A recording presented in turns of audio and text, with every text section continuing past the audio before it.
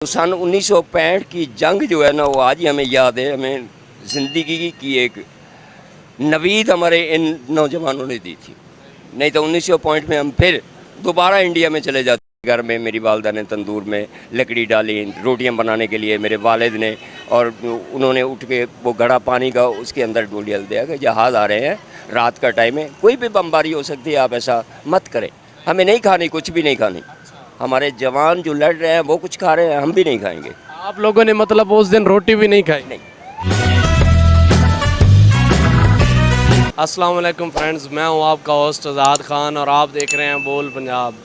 आज की वीडियो बहुत ज़्यादा इमोशनल होने वाली है और बहुत ही इंटरेस्टिंग होने वाली है क्योंकि मेरे साथ मदा हुसैन मौजूद हैं। ये हमें 1965 की जो जंग हुई थी, 6 सितंबर को, जब पाक फ़ौज ने भारत की नाकाम जो उन्होंने चाल चली थी उसको मुंह की खानी पड़ी थी, शिकस्त दी थी। और ये 6 सितंबर क्यों मनाया जाता है, क्या हुआ था उस दिन, ये सारी कहानी जानने के लिए मेरे साथ मौजूद हैं। तो क्या हुआ था, इनसे कहानी जानते हैं। अस्सलाम वालेकुम।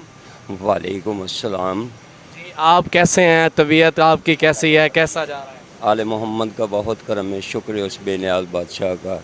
ज़िंदगी है, जी रहे हैं इस अपने मुल्क में, खूबसूरत पाकिस्तान में, जिसे मेरे कायद ने, मोहम्मद अली जना ने इसे बनाया था, और उसको ही दुआएं दें कि जिसने हमें इतना आज़ाद किया। और आज हम फिर रहे हैं, किसी का कोई खौफ नहीं, कोई डर नहीं है, कुछ लेना नहीं, कुछ देना नहीं, और अपनी ज़िंदगी जीते हैं, अपनी ज़िंदगी मरते हैं, खुद उठते हैं, खुद बैठते हैं, कोई हमें कोई टोकने वाला नहीं है। तो मेरा सलूट है उन शहीदों को और उस क़ैद आज़म मोहम्मद अली जना, लियाकत अली ख़ान, अल्लामा इकबाल।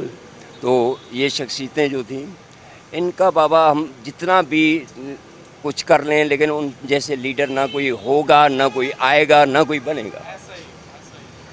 तो आपने मुझे सन 1965 की जंग के मुतल्लिक़ पूछा है, तो मुझे ना वो आँखें देखा हाल हमें सुनाना है। आपको आँखें देखा हाल सुना रहा हूँ, चूँकि मैं शोरकोट छावनी के नज़दीक रहता हूँ। मेरा घर वहाँ शोरकोट छावनी से तकरीबन 45 किलोमीटर के 50 किलोमीटर के फासले पर है। तो जब जहाज़ उठते थे तो हमें मालूम हो जाता था कि गरज आ रही है उनकी। तो अचानक हमारे पड़ोसी मुल्क हिंदुस्तान ने एक प्लान बनाया कि हम सुबह का नाश्ता लाहौर जाके करेंगे। तो आज़ाद हुए मुल्क को बहुत थोड़ा अरसा हुआ था, बहुत ही कम अरसा हुआ था। तो हमारे पास इतने जहाज़ भी नहीं हैं। ये जहाज़ हैं जो आजकल चौकों में खड़े हुए हैं, यही हमारे जहाज़ थे। और अचानक ही हमला कर दिया। तो हमारी फ़ौज, हमारे वो जवान, हमारे वो ऑफिसर, उनकी काविशों से दुश्मन को मुँह तोड़ जवाब दिया, जिसमें सरफ़हरिस्त मेजर अज़ीज़ भट्टी, MM आलम, राशिद मिन्नास और बहुत से हमारे जो थे पायलट और हमारे जवान फ़ौजी, हमारे अफसर, उन्होंने डट कर मुकाबला किया।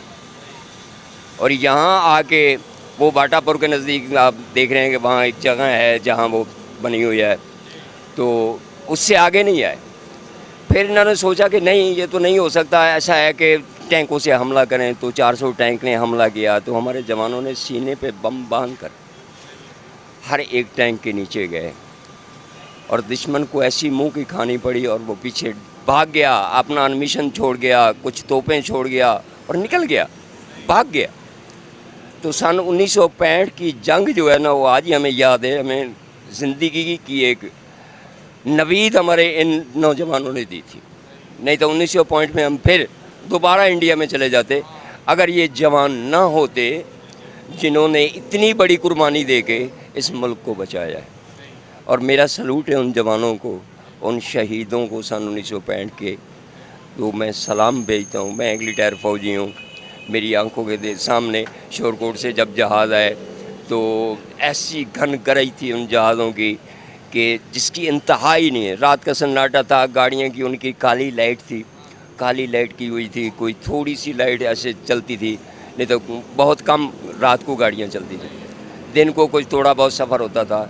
और ये जंग तकरीबन تھوڑے ہی دن کے اندر ختم ہو گئی، یہ ختم ہو گئی، چونکہ اس کا بہت زور لگایا، انڈیا نے اتنا زور لگایا کہ میں پاکستان کو فتح کر کے رہوں گا، لیکن نہیں، ہمارے جوانوں نے ایسا کر دکھایا کہ دشمن کو منہ کی کھانی پڑی اور وہ دفع ہو گیا اس سرزمین سے، اس کے ناپاک پاؤں یہاں رہنے بھی نہیں دیے۔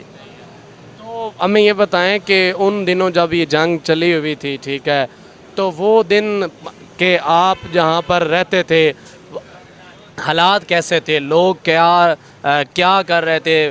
پاک افواج کیا کر رہی تھی؟ مطلب ان کی کوئی ہیلپ کرنے والا تھا یا کیا ماجرا تھا اس دن؟ ان کی ہیلپ میں جتنے بھی میرے ملک کے رہنے والے بسنے والے وہ سب ان کے پیچھے تھے کہ ہمیں موقع ملے اور ہم جائیں، ہمیں موقع ملے اور ہم جائیں۔ کوئی آدمی پیچھے رہنے والا نہیں تھا، سب آگے جانے والے تھے کہ ہم آگے جائیں، بارڈر پہ جائیں، فوجیوں کی مدد کریں، فوجیوں کے ساتھ جائیں، مریں۔ ایک جذبہ تھا، ایک جنون تھا، اور وہ جنون جو ہے نا، وہ اسی جنون کی وجہ سے دشمن جو ہے منہ کی کھا کر واپس چلا گیا۔ آپ کی اس سال کتنی عمر تھی؟ آپ کتنے تھے؟ میں 7-8 سال کا یا 10 سال کے ارد گرد اتنا بھی تھا، چونکہ مجھے بہت اچھی طریقے سے یاد ہے یہ جنگ، اچھے طریقے سے جنگ یاد ہے کہ میرے گھر میں میری والدہ نے تندور میں لکڑی ڈالی روٹیاں بنانے کے لیے، میرے والد نے، اور انہوں نے اٹھ کے وہ گھڑا پانی کا اس کے اندر ڈول دیا کہ جہاز آ رہے ہیں، رات کا ٹائم ہے، کوئی بھی بمباری ہو سکتی ہے، آپ ایسا مت کریں، ہمیں نہیں کھانی، کچھ بھی نہیں کھانی، ہمارے جوان جو لڑ رہے ہیں وہ کچھ کھا رہے ہیں، ہم بھی نہیں کھائیں گے۔ آپ لوگوں نے مطلب اس دن روٹی بھی نہیں کھائی؟ نہیں، سین پوائنٹ والی جنگ کی وجہ سے مجھے شوق ہوا کہ میں فوج میں جاؤں گا، تو سن 1971-72 میں بھٹو صاحب نے ایک بی سی بنائی تھی، اس بی سی میں ہمیں بھرتی کیا گیا، تو ہم نے جا کے ٹریننگ جو ہے وہ کولو میں کی، پھر اس کے بعد کوئٹے گئے، کوئٹے سے ہم رباط پوسٹ گئے، رباط تفتان بارڈر گئے، یعنی وہ چاگی، دل بدین، نکنڈی، یہ سب ایریا جو ہے نا اس میں ہم گھوم کے آئے ہیں۔ تو اس جذبے کے ساتھ کہ میں اپنی فوج میں جاؤں، اور میں نے اپنا شوق پورا کیا۔ آپ کہہ رہے ہیں کہ 1965 کے جنگ میں آپ نے فوج پاکستان کے جو فوجی تھے ان کے جذبہ دے کر آپ نے فوج میں شمولیت اختیار کی، تو دیکھیں ایسا بھی تو ہو سکتا تھا کہ وہ جو شہید ہو گئے، اپنی جانیں ملک پر قربان کر گئے، تو آپ ڈر بھی تو سکتے تھے کہ میں تو مر جاؤں گا، میں نے نہیں جانا فوج میں، لیکن آپ نے شمولیت، اس کی کیا وجہ؟ میں آج بھی، میرے ملک میں جنگ لگ جائے نا تو میں آج بھی تیار ہوں، میں آج بھی جانے کو تیار ہوں، میں آج بھی جاؤں گا، میرا جذبہ کم نہیں ہو سکتا جب تک میری سانس چلتی رہے گی۔ میں ایک ریٹائر فوجی ہوں، میرا آج بھی جذبہ وہی ہے جو 1971 میں تھا، وہ آج 2021 میں بھی وہی ہے، میرا آج بھی وہی جذبہ ہے۔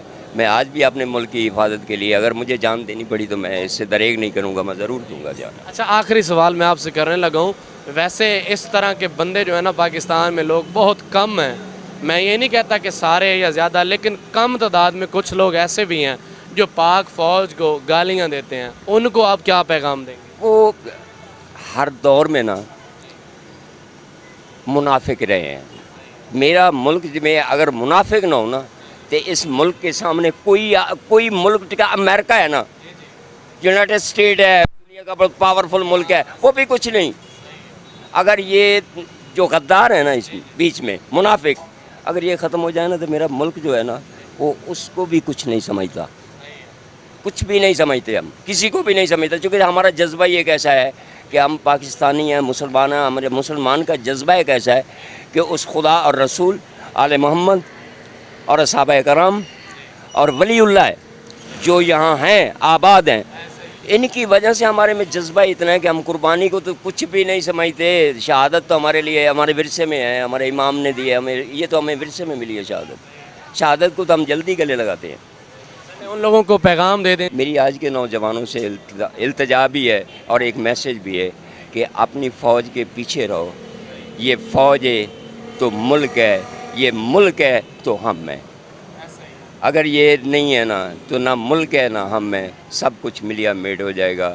فوج کی جتنی ہو سکے اسے صبح و شام اپنے جھنڈے کو سلوٹ کیا کرو، سلوٹ مارا کرو، اور بابا قائد اعظم محمد علی جناح کو دعائیں دیا کرو کہ جس نے یہ ملک بنا کے دیا۔ یہ صرف ان جوانوں کا ہے جو باؤنڈری پہ بیٹھ کے نہ سوتے ہیں اور صرف 24 گھنٹے ملک کی پہرہ داری کر رہے ہیں، ان کو سلوٹ ہے میرا، ان کو سلام۔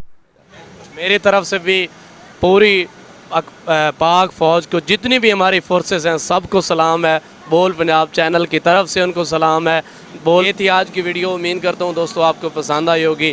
بالکل انہوں نے صحیح میسج دیا ہے، پاک فوج کو ہمیشہ سپورٹ کرتے رہیں، یہ ان کی وجہ سے ہی ہم آزادی کی سانس لے رہے ہیں۔ بول پنجاب چینل کو دیکھتے رہیں، اپنا بہت زیادہ خیال رکھیں، اللہ نگہبان۔